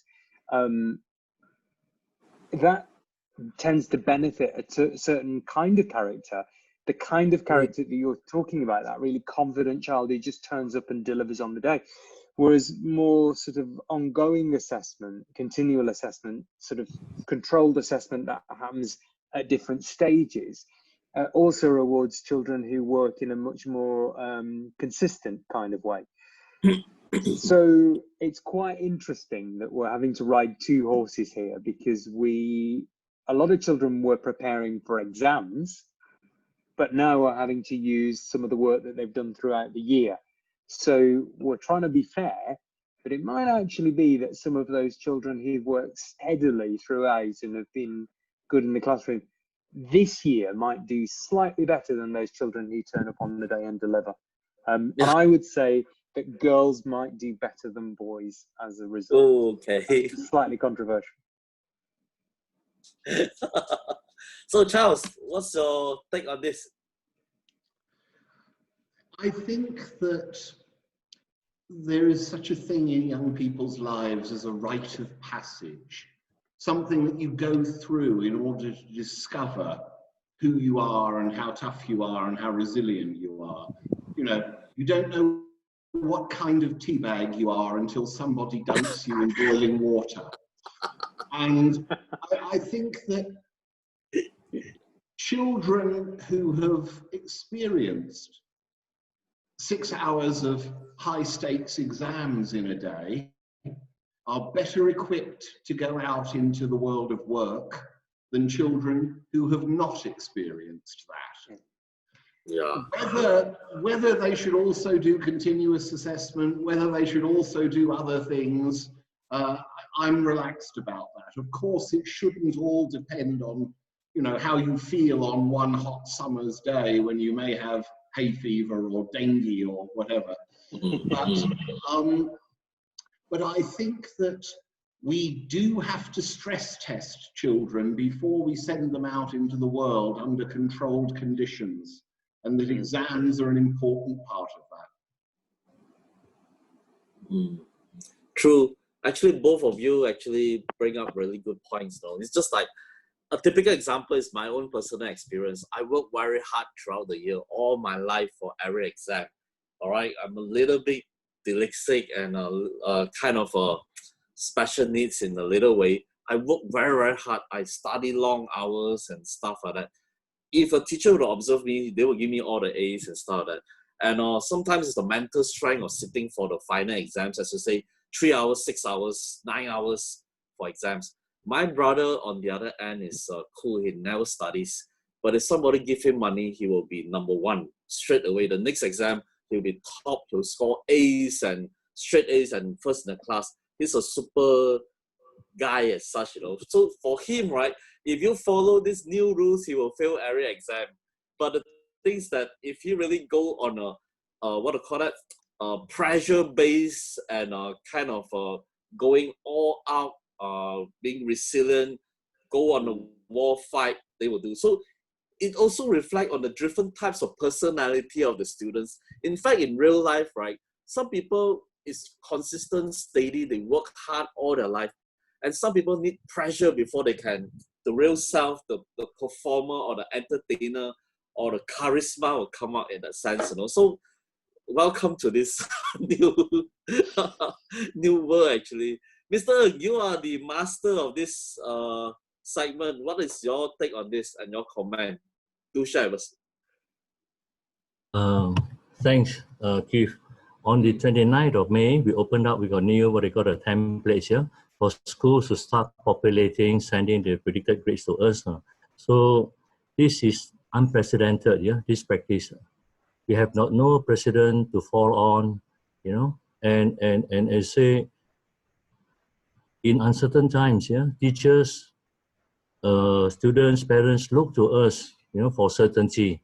And it does put us under a lot of pressure, certainly, the world over, yeah. So we have to think of how best, you know, drawing upon, I think, the deepest of experience, assessment, expertise, and so on, to come up with an alternative mode, yeah, an alternative model that is very close to getting a grade that's close to exam grade now. So under such circumstances, we do trust that the teachers, you know, will be very professional and in a way as objective as possible to give the students a very reliable grade. And then we'll do the moderation at the end.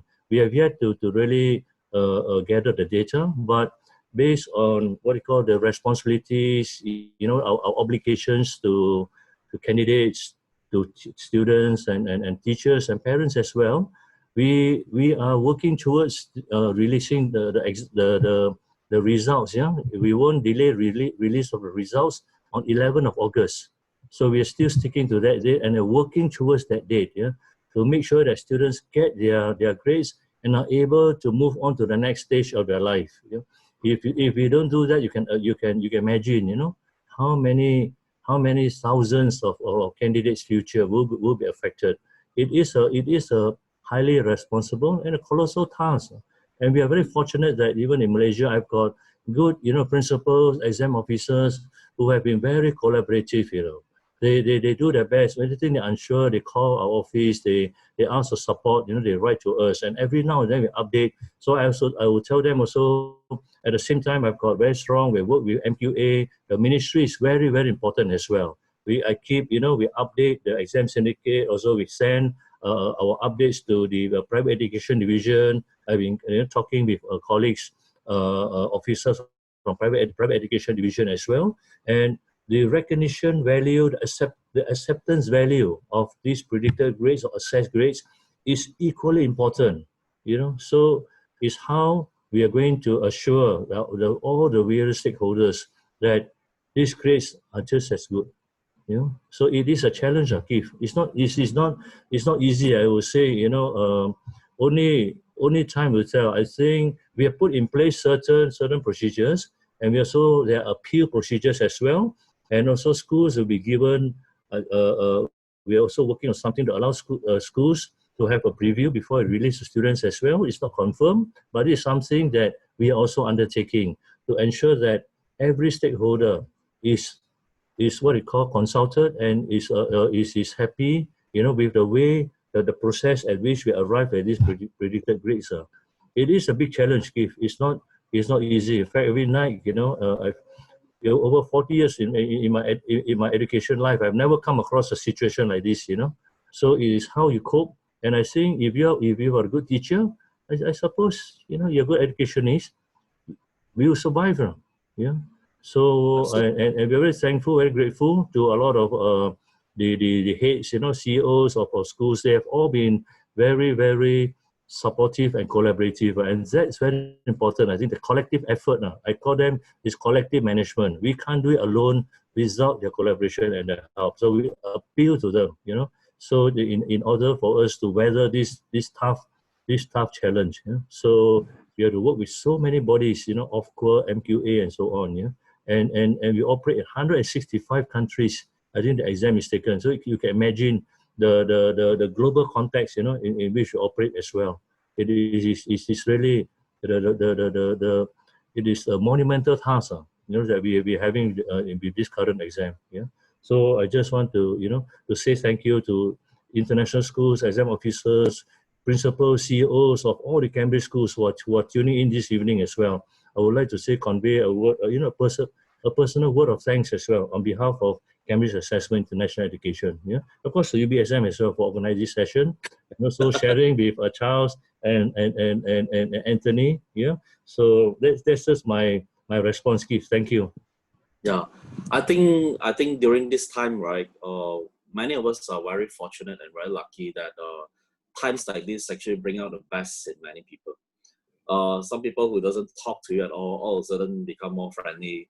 Some people who has been really untouchable, unreachable, they are more open now and stuff. But the good part is that I'm very glad that many people, you see the good side of many people. People value life, they rethink life, and they rethink about health, they rethink about family, about relationships. And even big businessmen are, hey, forget about making money. In the end, you see, like even for me, right, now my kids are home, right? They bored sometimes and they are in school most of the time. When they come back, they are asleep and stuff like that. But the joy that I'm having is that seeing them eat dinner in front of me, silently watching them, the joy of having the family, of having the kids around you, that is priceless. Which Other times it's like we go on a rat race, chasing, and in the end you just say hi or something like that, and another week passed. I would like to share a little bit more as well, because the thing is that among the publishers also, many of them actually have what I call that come forward to actually share with us the kind of stuff and material that they actually are offering us. Now, the thing is that say on our website alone, if you go to our website, actually, you can actually see that there's quite a number of items. Say, for example, if you go to the promotion site and then you log into COVID-19 resources, if you are an individual, which you could be a private candidate or any individual, you can click on the individual site, consumer site, to learn whatever you want to learn free. And we have actually have a collaboration with the National Library of Malaysia, the Sarawak State Government via the Sarawak Libraries, as well as the Selangor Government via the Selangor Libraries, to offer free information and learning content for people. But if you're a school, you can just click on the school site. You can look at all kinds of resources and readers and stuff like that we can arrange for you to have all these products that cost a lot of money but is free to you. And almost every other week, we actually on Facebook Live, on our YouTube channel and stuff like that, we actually continually creating talks. Like say, many of them have been asking me about my kids are breaking down. I have mental challenges, and how do I cope with stress? Even principals and school owners are highly strung, and they're worried about the business, about the school. They have commitment, taking a loan to build a school building and stuff like that. And some principals even cried crazy when they have to close down the preschool because the parents are not coming back. Some of the parents are not coming back. They take 10 years of their life to build. So things that matters to anybody, we are actually consistently listening in. And then when they share a challenge or things that everybody is worried about as such, we are actually seeking professionals to share with you as well. So does sometimes, like say, people talk about having that kind of soft skills and so on. We actually partner Eton College to give away scholarships, like say on public speaking, how to speak up and stuff like that. We give you free trials of exams, like say free trials of TOEIC, TOEFL, depends on the countries that you want to go. A lot of stuff can be obtainable. All you need to do is just ask. And if you like something, or you need to try out something, go ahead, ask me. I'm not shy. I'll just go and ask the publishers, can you let my friend or my school or whatever have a go at it? This is the best time to ask for anything. Most of the publishers are very generous and really good with a lot of things, because they no longer look at everything from a business perspective or money perspective. They want to serve, they want to share, all right? But of course, by being a good guy, by sharing, by helping, right? Hopefully, when things get a little bit more normal, they say, hey, I like what you have shared with me. Maybe I may be interested to use it for my students, you see. So these are some of the things that feel free to contact us. And okay, coming back to some of the questions from the guests is that do you think that teachers will need more CPD rather than just academic CPD? It's like leadership CPD, managing crisis, managing stress, counseling the students. Will we have more of this kind of continuing professional development courses coming out? There's questions on that. And then the things that also many people are sharing, that there are loads of resources. There are some of the free stuff where people like us will spend a lot of time looking at relevance. That means the curriculum or content is relevant. There's no end to learning, but we have to sieve out contents that some of it is rubbish or may not be relevant, but things that is specifically relevant to the Cambridge syllabus for Cambridge school, rather than something that is no link at all. So are we doing professional development? Will the teachers be retrained, upskill, and so on and so forth? And then the thing is that one thing that somebody comment is that actually the schools, the teachers, we teachers or educators love your kids as much as you do. We long to see them again. If possible, we want to embrace them. It's just like a long friend that you haven't met for ages and stuff like that. We value the kind of relationship and friendship that teachers have with the students. This is what somebody shared with me. In fact, they miss your kids crazy, wanting to meet them all over again, you see. So please feel free to comment and share on any of this topic or the questions that our guests have asked. Go ahead, any one of you. People in the audience, if you feel like sharing, you can unmute yourself and share as well. We have the international school president from Indonesia here, and some of the committee member from our Indonesian friends, Thai friends as well in the group. Feel free to share from your perspective, or the speakers can continue sharing. Please do. Now it's an open session, free for all. I might as well pick up the CPD point, Keith, and Yep. I'm sure others will have something to add. Obviously, the way the MCO began, we found ourselves at home without training or preparation. And so most of my teachers don't now need to be told by somebody else how to juggle their 2-year-old, their 4-year-old, their 6-year-old, their days worth of professional teaching commitments, and managing to get the shopping in before curfew in the evening. They've performed miracles. But what has happened is that the companies that live by supporting schools have been offering us a lot of free CPD. So you've been wonderful. You've been offering us free academic material, but we've been receiving every day approaches saying, do you want to know how teachers are coping in China? Here's a free webinar. Do you want to know how teachers have coped here? Here's a free webinar. Here's mental health advice for your staff. Here's personal organization advice. People have been more generous and altruistic. Maybe these are loss leaders, Keith.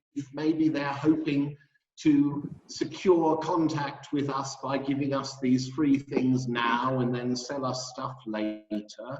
But we've been overwhelmed with generosity, Anthony, haven't we? Yeah, we have, yeah. I think as well that if we have to be careful, this is it's an off-use phrase, but it's an unprecedented situation.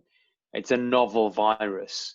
The chances of us being in this situation, reusing, we have to be very careful what we learn from this and how we reapply that.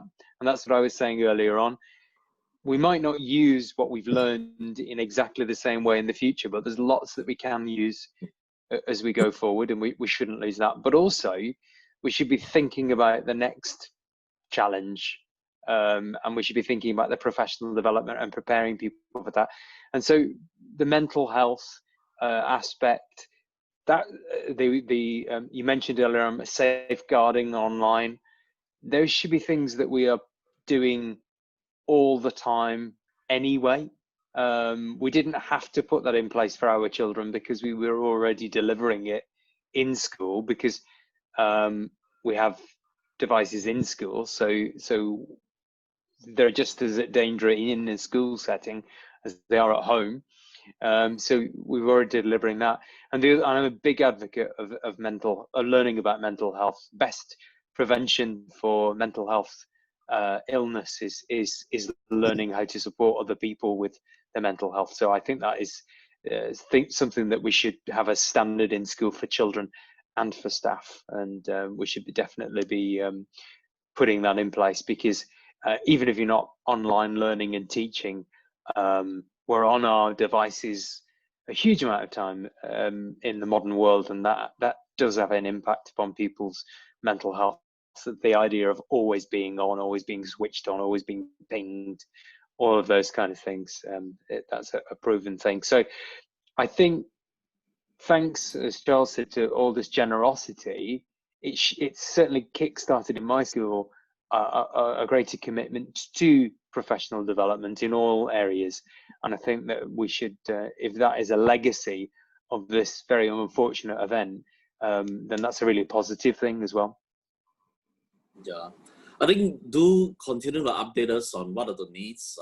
In fact, I'm planning to do a session almost every Thursday. Today is Wednesday. I happen to miss my prayer meeting, which I really, really love. So I'm thinking of doing a session every Thursday. Whoever feel free can tune in. Like on the mental health issues, recently I've been appointed as the trustee for my school, Methodist Boys School, Kuala Lumpur. We are 123 years old this year. And by being a trustee, we have so many professionals, so many famous people like the president of ENT, who happened to be my classmate, I didn't know, and another psychologist that dealing with all the students' suicide and all kinds of challenges, mental challenge and stuff like that. Every one of them say, bro, if you need anything, you tell me, I'll do the talk free for your school. I want to serve, all right? Because God has given me so much. I'm comfortable, I'm okay, I'm doing fine. But if you give me the opportunity to serve, I will serve with you all for whatever school, for group. Because sometimes they find, you see, even frankly, some of my friends who are doctors, right? They see somebody dying because of a disease or problem or even COVID. They go into deep depression. You know? Sometimes even doctors thought about committing suicide themselves because they can't save somebody, or so many people die around them actually. You know? And some of them go into drugs because they can't stand it. The kind of pressure of not being able to save somebody that their entire life they've been trained to do that. So keep the requests coming. We'll be more than happy to serve together with you. And if you have a topic that you think is good for any one of you volunteer to share, we can do another session. Now, another one that people have been asking is that they say that my kids are going online for too long, and after that they cannot sleep. They don't know whether they're in London or Dubai or in KL or whatever. Is that they cannot wake up in the morning because of deep fatigue, and at night after the long exposure to screen, they can't sleep at all. They're having a problem. They keep coming to the parents' room or saying that I can't sleep. It's 3 a.m. I still can't sleep. So we may actually conduct a talk on how to sleep better and how to pace yourself out on mental and stuff like that. If I think you guys are multi-talented, if there's some area that you are really expert in, we can do another session on these things. All right, do share anything else you want to add on to the talk before we call it a day. The screen time issue that you just raised is an interesting one, Keith. I don't know if you know the way they do education in the country of Chile in South America, a very long, thin country. And they have very, very high quality broadband running down the middle of the country, and a chain of schools that are basically just high-speed broadband hubs. And the children travel in from the countryside and they watch recorded lessons from schools in England and other places in the world, because it's not economical to build schools out in these very remote areas of Chile. And so the choice in Chile, in the countryside, is watch a screen all day long or get no education. And we were all worrying about children spending too long watching screens, and many of us had screen time policies, and many of us were telling our children that sleep comes first, and if you spend more than 2 hours a day looking at a blue light, then your brain will melt. And then the 18th came, and suddenly on March 18th, we started telling them to look at a screen for 10 hours a day. And we'll continue to do so until this emergency ends. So it's a bit of a problem of privilege, that one, I think, Keith. I mean, sleep is very important, but the next lot of Cambridge GCSEs are 10 school months from now, and the curriculum content is not going to jump into the children's heads by magic, carried by pixies and fairies. And so I'm afraid we're going to be giving them rather a lot of screen time. And maybe we need medical help to protect their eyes, and maybe there are therapies or filters that might lessen the disturbance to their brains and their sleep patterns, and maybe schools need help with things like that. If this is the new normal, Keith, and if we're going to be doing a lot more online teaching in future, then maybe we need help from bigger organizations with this kind of question. Yeah, hospitals are volunteering. In fact, they say, I give you my best surgeons, I give you my best speakers. Just ask. You see, they are reaching out actually. They say, we want to do something rather than being missed out doing nothing for the few months. And some of them may have come too late, you know, by the time they realize, they said, I should have done this much earlier rather than now. Mr. Ng, anything to add?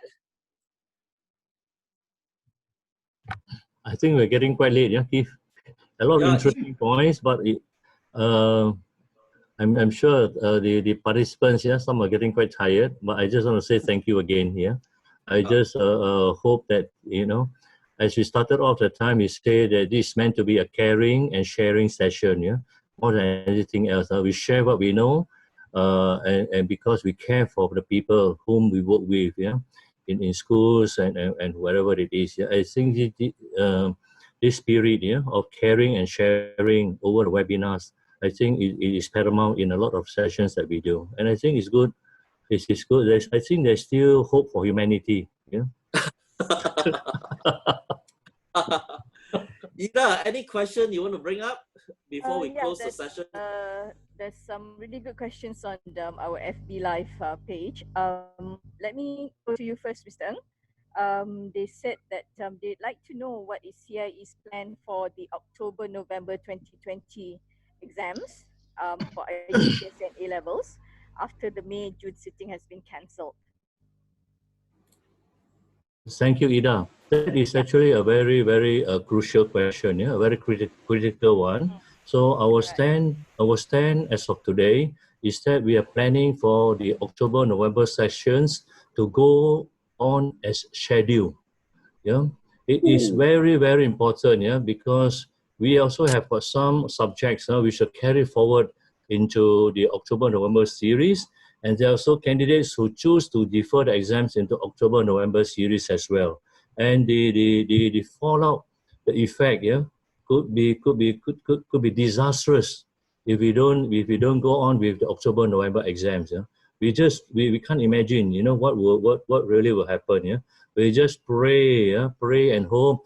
Keith likes for some divine intervention. Yeah, so that, you know, that we will be able to go ahead with our October-November series. Yeah, so as of now, it is our stand is to go ahead with it, but we may still have a thing like certain countries will still be coping with the COVID-19 situation, and hopefully, you know, we will be able to carry out the exams in as many countries as possible. Yeah, and I think we also learn quite a bit from this current experience. So the way we may conduct the October-November exams, I'm not very, you know, not sure whether we may modify one or two things here and there. Yeah. So, but for the time being, it's not easy. Whatever preparations that we have made for the October-November series will go on. Yeah, there are massive work to do. Yeah.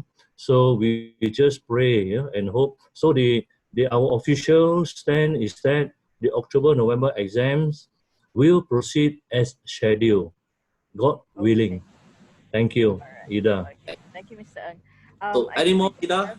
Yeah, I think we have just one more. I think that will go to Charles and Anthony actually, because this was something that came up after Charles' initial remarks. Do you think that it would ever be a possibility for international schools to open up and share their teaching styles and trainings with the local teachers? They have found that a lot of time, teachers who aren't with an international school or government schools are often dismissed and have a difficult time networking with the wider teaching community. So, Charles and Anthony, do you think international schools will be open to sharing sessions with local schools? Anthony, do you want to go first, or shall I? You've come to the right place. Yeah. Okay. we had an exciting approach just before the change of government, so I don't know where it is now, from researchers who were looking into expanding the Malaysian government's Permata Pintar Gifted and Talented program, and wondering if gifted and talented children in the Malaysian government system might come to international schools. And if the children come, then obviously the teachers would come as well. And I would venture to say that we would be very open to that. I don't officially speak on behalf of anybody, but we are by nature sharers. And even though international education is a commercial and corporate business as well, I think we would love to be involved with the education of children and the development of staff in government schools. We do have charitable links with a local orphanage school, and yes, bring it on, I think, is my answer to that. It would be wonderful. But international school teachers are part of commercial organizations, and Malaysian school teachers are civil servants, and the ways of doing things and the ways of thinking and the organizational psychologies of the two different structures are very different. Yeah, so just picking up on what the last bit that Charles said there was that bearing in mind the differences between the two, I'm sure that there are areas of commonality where it would be really instructive in both directions for people to work together in practice, student experience, that kind of thing. I've had experience of this myself in the UK, where we worked in a private state school partnership, and that was very, very interesting. And I think that both parties learned a lot, but they're catering to different markets, so that also has to be one has to bear that in mind as well. Right. So I hope the people who have asked the questions on Facebook Live have gotten their answers to that. And I think just picking up on something like that that you've just said, Anthony and Charles, is that I was a school teacher before in the government sector. So I do have to say that probably we are a bunch of teachers that would love to be able to collaborate with international schools, share teaching styles and all that. There's always room for that, but I suppose there needs to be a supporter for this kind of efforts, and usually the best would be the government. So I don't know, Keith, if we've got the contacts in MOE, whether we can actually put in a proposal where international schools teachers and public school teachers can actually collaborate and make education in Malaysia really something fantastic, and that everyone wants to come here, whether to international schools or even public schools. Great. Great. We'll put you in the committee to organize this. Ida, can I just share something? Yeah, to help this teacher. Yeah, actually there are two options here. Yeah, number one, they can individually approach the senior management of an international school that's close to their school. And I think nowadays, the international schools, the principals, the senior management, some of them are actually quite supportive. Yeah, they allow the students to come and the teachers come and join their in-house training programs and so on. Yeah, so the sensible thing is to ask, to collaborate with the international school that's close to your school. The second thing is that when we organize our face-to-face training, we have got introductory training for certain subjects for certain exams, and also extended training. And we have a workshop on what we call enrichment workshop. Yeah, so workshops like teaching of sciences, teaching of mathematics, teaching of English, or languages or English. So, and these workshops are actually open to non-registered Cambridge schools as well. Yeah, except that. Yeah, except I know you can log and what they call sign up for the come for the training workshop, which in a way if you look at it, because the KSSM syllabus and our IGCSE syllabus, there is at least 75% content overlap for the major subjects. So if this teacher, let's say they talk to the state school, they talk to the principal, and set aside a certain allocation for what they call the teachers to come and attend our workshop. Yeah, it's on average it costs about around 1,200. Yeah, for the what they call a 2-day face-to-face training. But on the other hand, I can also bring this idea out. I kind of talk to the private education division, and if there are requests from certain schools, you know, we may also offer, let's say, 1 or 2 complimentary places, you know, for the state school teachers as well, to also bring them into what they call the latest developments, you know, in what they call teaching and learning. Yeah, so I will take that into consideration and see how we can progress this to assist, you know, what they call state school teachers to also be upskilled, yeah, to use the term. Yeah. Okay. Thank you, Ida. I'll definitely share it with my group of friends who are still teaching and all that. I'm sure I'll be loved after this. After keeping silent with them for quite some time now, so I think it's about time to reach out back again. So I will definitely share the news. So if I get any positive points and things like that, I will definitely share back with the 3 of you, and then we'll see what we can actually collaborate further then. Ida, just remember an additional point. We organize international what they call annual conferences as well. Yeah, in different countries. Yeah, and if it sometimes is held nearby.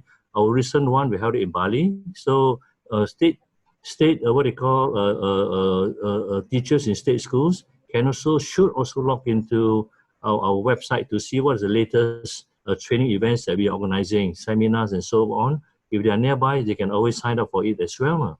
And I'm sure currently the Ministry of Education does set aside a certain budget for professional development. You know. Okay. Yeah. Thank you, Ida. Thank you, sir.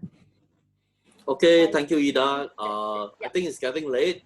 We should be ending the session now. So the things that one-liner, what's your advice before we close the session? Starting with Anthony. What's your final word for us? Well, what I would say is, I think the most important thing is what we've learned during this time. We mustn't just put to one side. So we should be thinking now how we can make sure that all this ground that we've covered it really benefits learning when we return to normal as well. So that's I think really important. Thank you, sir. Charles, over to you.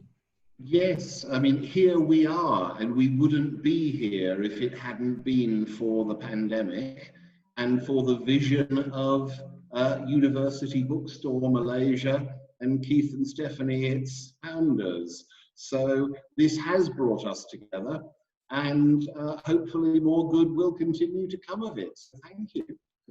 Thank you, sir. Mr. Ng? I just want to share with colleagues one of my favorite quotations. Is my own quotation that I formulated because Anthony and Charles, they talk about the various degrees, you know, the quality of teachers being convicted, resilient, and so on. Yeah, I think Anthony talked about when he talked about forming, storming, and your norming, what do you call process. Performing. Yeah. So No, I just over the years, it's something I observed. You know, there's so many quotations on how do you define a great teacher. You talk about great teaching, yeah, in your starter. So I just want to. This is my favorite line. I always say, an ordinary teacher. What does an ordinary teacher do? Teachers, yeah. So I say, an ordinary teachers. What about a good teacher? What do you expect from a good teacher? He educates. He or she educates. So. The ordinary teacher teaches, the good teacher educates. How about a great teacher? Well, more or less can guess. I think the great teacher inspires her. So whether you're doing remote teaching, virtual learning, whatever it is, yeah. So I always put teachers under these 3 categories when I talk to them. Yeah, the ordinary teacher. Which one do you choose? You know, you want to be a mediocre teacher, or you choose to be a good teacher, or you want to choose to be the great teacher? Well, choice is yours. So. Just want to wish teachers happy teaching. Thank you, Keith. Thank you. Thanks, Keith. So I will make bookmarks, probably get each one of you give me your best quotes All right, I also will end with a quote because now is the age of online and technology. People ask, will technology replace teachers? I said no, technology will not replace teachers, but teachers who uses technology will replace teachers who don't. All right, that's a fact. So with this, we'll bring the session to an end. Take good care. Thank you for making time to tune in. Take care, stay safe, stay home, and hope to see you in schools again. God bless you. Take care. Thank you. Good night. Thank Bye-bye you. all. Bye-bye. Thank you very much. Bye.